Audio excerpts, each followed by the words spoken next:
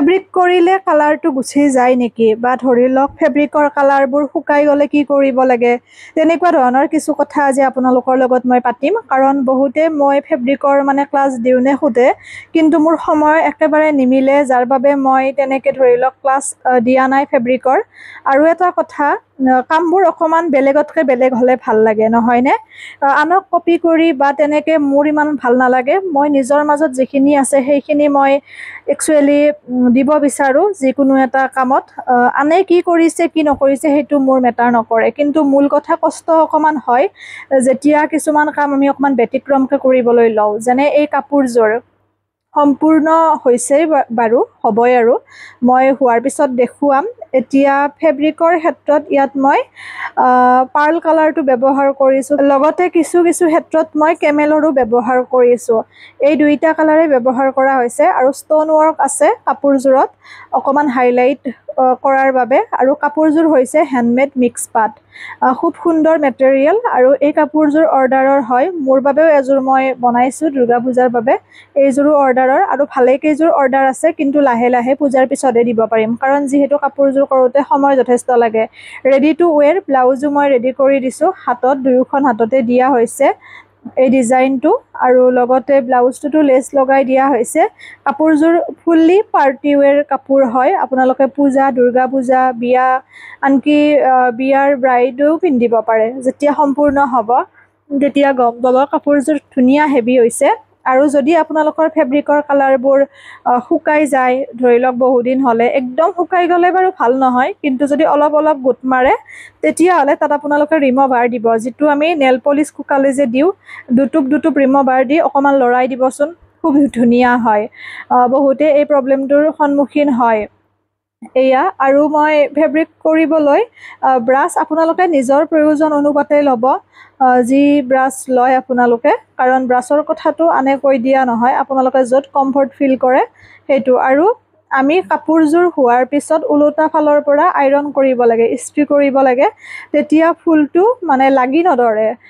কিছুমানৰ মানে ফেব্ৰিক কৰিলে জাপি থোৱাৰ পিছত ফুলটো আঠা খাই লাগি ধৰে, আৰু মই তলত নিউজ পেপাৰে ল'লেও কিন্তু নিউজ পেপাৰখন লাগি নাযায়, কাৰণ 4-5 জাপমান মই ভাঁজ কৰি পেলাই নিউজ পেপাৰখন মই তলত লৈ লওঁ ফুল অনুযায়ী, সেইটো। আৰু দ্বিতীয়টো কথা হৈছে, বহুতে ডাৰ্ক কাপোৰত কেনেকৈ মানে আঁকিব পাৰি সেই কথাটো সোধে। গতিকে চিম্পুল ডিজাইন হ'লেতো বাৰু মই আঁকি নোলোৱাকৈ ডাইৰেক্ট ফেব্ৰিক কৰোঁ, কিন্তু এনেকুৱা ধৰণৰ ডিজাইনবোৰ অকণমান টান আছেতো, গতিকে সমান হ'বৰ কাৰণে আঁকি লোৱাৰ প্ৰয়োজন হয়। এই ক্ষেত্ৰত মই হোৱাইট কাৰ্বন ব্যৱহাৰ কৰোঁ, যেতিয়াকৈ আমাৰ ব্লু কাৰ্বন, ব্লেক কাৰ্বন এইবোৰ আছে, মানে লাইট কালাৰত আঁকিবৰ কাৰণে, ডাৰ্ক কালাৰত আঁকিবৰ কাৰণে আপোনাৰ হোৱাইট কাৰ্বন আছে, য'ত ফুলপাহৰ তলত কাৰ্বনখন ল'লে ফুলপাহ আঁকিলে মানে খুব ধুনীয়া বগা বগাকৈ চিন আহে। গতিকে হোৱাইট কাৰ্বন ল'ব, কিন্তু মানে তেনেকৈ অফলাইন শ্বপত মানে পোৱা নাযায় ইমান ভালকৈ, অনলাইনে আপোনালোকে ল'ব লাগিব, ভালেকেইখন আহে। আৰু কাপোৰযোৰত মানে ভিডিঅ'ত আপোনালোকে যেনেকুৱা দেখিছে তাতকৈ বহুত বেছি ৰিয়েলত ভাল লাগিছে। তাৰমানে ভিডিঅ'ত কিছুমান কালাৰ আমাৰ ভালকৈ মানে নাহে, কেমেৰাত গম নাপায়, কিন্তু ৰিয়েলত যেতিয়া কাপোৰযোৰ দেখিব খুব ভাল লাগিব। মই নিজৰ বাবেও ছেম এযোৰ বনাইছোঁ, খালী ব্লাউজ ডিজাইনটো অকণমান বেলেগ হয়, আৰু দুযোৰমান মই দিছোঁ প্ৰিন্সেছ কাটত বা তেনেকৈ, কিন্তু এইযোৰো মানে অৰ্ডাৰৰ পূজাৰ আগত দিব লাগে। আৰু কেনেকুৱা হয় জানেনে, যেতিয়া মানে ভাবি পেলাই কাপোৰ এযোৰ বনোৱা নাযায়, ডিজাইনটো বাৰু বহুদিন ভাবি চিন্তি মই কাপোৰ এযোৰত দিওঁ, মানে পটককৈ এটা ডিজাইন আঁকিলোঁ দিলোঁ, তেনেকুৱা মোৰ ক্ষেত্ৰত নহয়। কাপোৰটো প্ৰথমতে মই আনি লওঁ, আনি পেলাই মই ভাবি থাকোঁ দুদিনমান যে কেনেকৈ কি কৰিলে কি হ'ব। তাৰপিছত যেতিয়া মোৰ মাইণ্ডত আহিব মই কেনেকৈ কি কৰিব বিচাৰিছোঁ, তাৰপিছতহে মই সম্পূৰ্ণ যা যোগাৰখিনি লৈ পেলাই কামত ধৰোঁ। অৱশ্যে সকলোৰে পদ্ধতিটো বেলেগ বেলেগ। এতিয়া ধৰি লওক কোনোবা এগৰাকীয়ে অৰ্ডাৰ দিছে, তেওঁক 100% দিবৰ কাৰণে মই চেষ্টা কৰিব লাগিব, নহয়নে?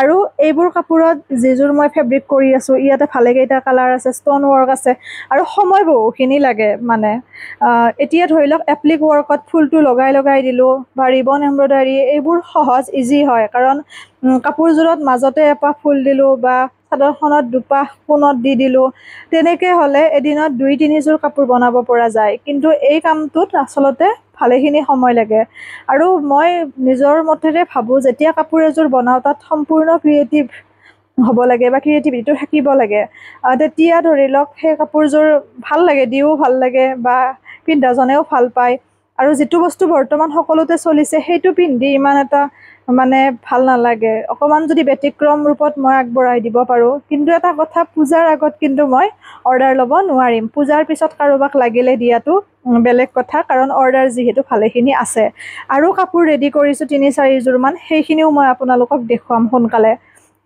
তাৰমানে এইবোৰো কৰি থকা যায় যে মাজে মাজে যিকণ আজৰি সময় পাওঁ ধৰি লওক মোবাইলটোত ভিডিঅ'টো আপলোড কৰি পেলাই ইয়াতে বহিলোঁ কাটিং ক্লাছৰ মাজতে ধৰি লওক মানে এনে থাকিব লাগেতো ময়ো মাজে মাজে 5 মিনিট 10 মিনিট এইটো ৰেডি কৰি ল'লোঁ তাতে এপাহ ফুলো যদি হয় কাটিং ক্লাছৰ মাজত অফলাইনত সেইটো বহুত ডাঙৰ কথা আচলতে সময় মেনেজমেণ্টটো বহুত মানে মেইন যদি জানে তেতিয়াহ'লে সময়ৰ কেতিয়াও নাটনি নহয় এতিয়া বহুত কাম থাকিলে ধৰি লওক নিমিলে দিয়কচোন কাৰণ মোৰে তেনেকুৱা হয় ভগৱানে যদি 4খন হাত দিলেহেঁতেন যদি সময় আৰু অকণমান বঢ়াই দিলেহেঁতেন কেতিয়াবা কোনোবা মুহূৰ্তত তেনেকুৱা অনুভৱ হয় কাৰণ হৈ নাহে কাম ৰাতি 1টা বাজে 2টা বাজে কিন্তু ভাল লাগে নিজক যিমান ব্যস্ত ৰাখিব আপুনি ডিপ্ৰেছ কেতিয়াও হ'ব লগা নহয় এতিয়া মোৰ ঘৰৰ যিটো কণ্ডিশ্যন ধৰি লওক মাৰ অসুখ আগৰ পৰা বিভিন্ন সমস্যাৰে জৰ্জৰিত আচলতে মই ছোৱালীজনী ধৰি লওক আপোনালোকক মই ইমান পাৰ্চনেল কথা নজনাওঁ বা নেদেখুৱাওঁ কাৰণ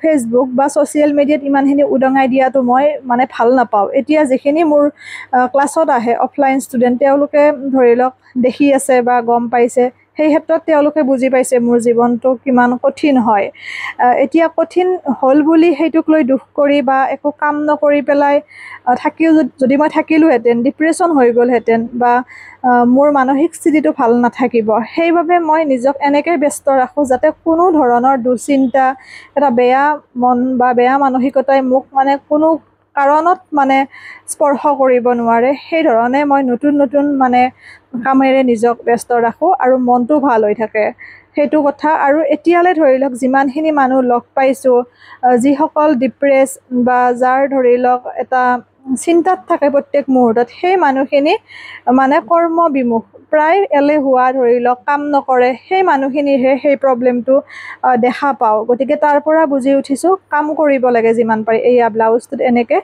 দি দিছোঁ চাওক কিমান ধুনীয়া লাগিছে কাপোৰযোৰ পিন্ধাৰ পিছত যে ইমান ভাল লাগিব আৰু বেক চাইডতো এইটো মই ডিজাইন দি দিছোঁ এয়া হাতখন 3/4 স্লিভছ দিছোঁ লটখন বনাই দিছোঁ ব্লাউজ ৰেডি আছে মেখেলাখন হ'লে হৈ যাব তাৰমানে চাদৰখনো ৰেডি হৈ আছে মই গোটেই সম্পূৰ্ণ দেখুৱাম বাৰু এয়া কালাৰ কম্বিনেশ্যনটো মিলিলে আচলতে কাপোৰযোৰ দেখিবলৈ খুব ধুনীয়া হৈ পৰে সম্পূৰ্ণ ক্ৰিয়েটিভিটিৰে বনোৱা এযোৰ কাপোৰ হয় য'ত নেকি ধৰি লওক নিজৰ আছে সমস্তখিনি হাতৰ পৰশ ইয়াতে কোনো ধৰণৰ এপ্লিক বা তেনেকৈ ব্যৱহাৰ কৰা হোৱা নাই কালাৰকেইটা দেখুৱাই দিছোঁ এই ব্ৰাছৰ মই কৰোঁতে কৰোঁতে বেয়াই হৈ গৈছে এনেকৈ কৰিব খুব ভাল লাগে এয়া ষ্ট'ন ৱৰ্ক খুব ধুনীয়া ৰাতি পিন্ধিলেতো আৰু ভাল লাগিব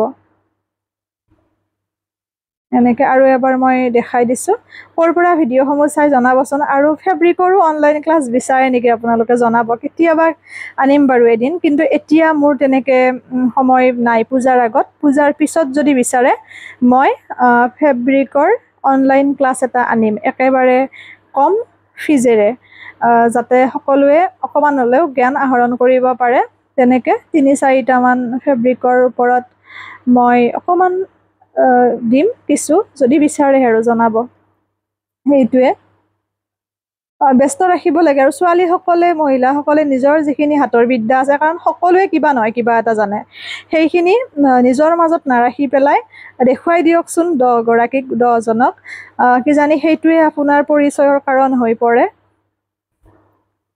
খুব ভাল লাগিল ময়ো দেখুৱালোঁ আপোনালোকক ফেব্ৰিকৰ কাপোৰযোৰ এনেকৈ কৰিব মই কোৱা ধৰণে ৰং যদি অকণমান গোট বান্ধে অকণমান ৰিম'ভাৰ দি দিব আৰু তাৰপিছত আপোনালোকে ওলোটা ছাইডৰ পৰা আইৰণ কৰিব ডাৰ্ক কাপোৰত আপোনালোকে আঁকিব লাগিলে হোৱাইট কাৰ্বন ব্যৱহাৰ কৰিব এইখিনিয়ে আৰু কথা